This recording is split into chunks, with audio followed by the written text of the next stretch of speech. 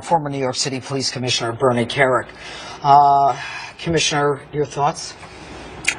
It's, with the exception of September 11th, this takes me back to 1988. We had 2 officers killed on October 18th. This reminds me of the days back in the 60s and 70s when we faced executions of New York City cops. In this circumstance, I personally feel that Mayor de Blasio, Sharpton, and others like them, they actually have blood on their hands. They encourage this behavior. They encourage protests. These so-called peaceful protests that where people were standing out there saying, kill the cops. Well, I hope they're happy because they got what they wanted. And what you're referring to, of course, is last Saturday's protest on the Brooklyn Bridge, the so-called peaceful protest where the protesters yelled, what do we want, dead cops? When do we want it now? We want them now. And then 2 New York City police lieutenants who assaulted. Mayor de Blasio comes out and says they were allegedly assaulted. They weren't allegedly assaulted. They were assaulted. They were assaulted. Attacked. They were assaulted. They were beaten. Their radios were taken. I'm numb.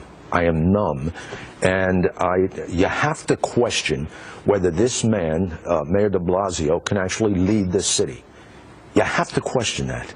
You have to wonder, how can he lead the city? What about Bill de Blasio? Is he the police commissioner for Mayor de Blasio, or is he the police commissioner for the NYPD?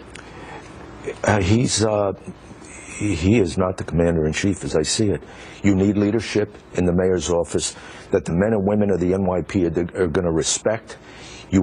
And he's a hypocrite. I just watched this press conference. I listened to him now, and I listened to him, I think back 2 weeks ago when he was inciting these protesters, when he was calling the NYPD and other cops around the nation racist. Who was? De Blasio. De Blasio. All right. Well, let's talk about the president as well, de Blasio.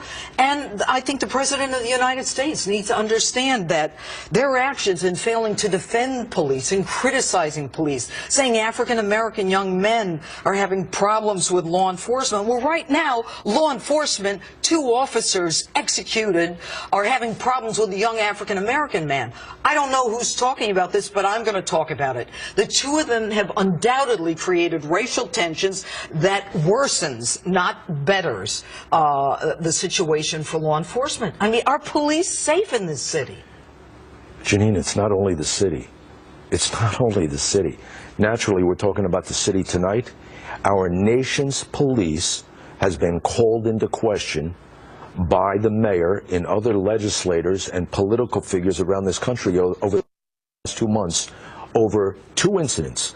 Millions of arrests a year, and they're talking about 2 incidents. They turned this entire country, their entire police service in this country, into racist. And I agree with the Federal Law Enforcement Association, the officers that said if this was handled differently up front, that probably wouldn't happen today. Nobody would have the courage to do what they did.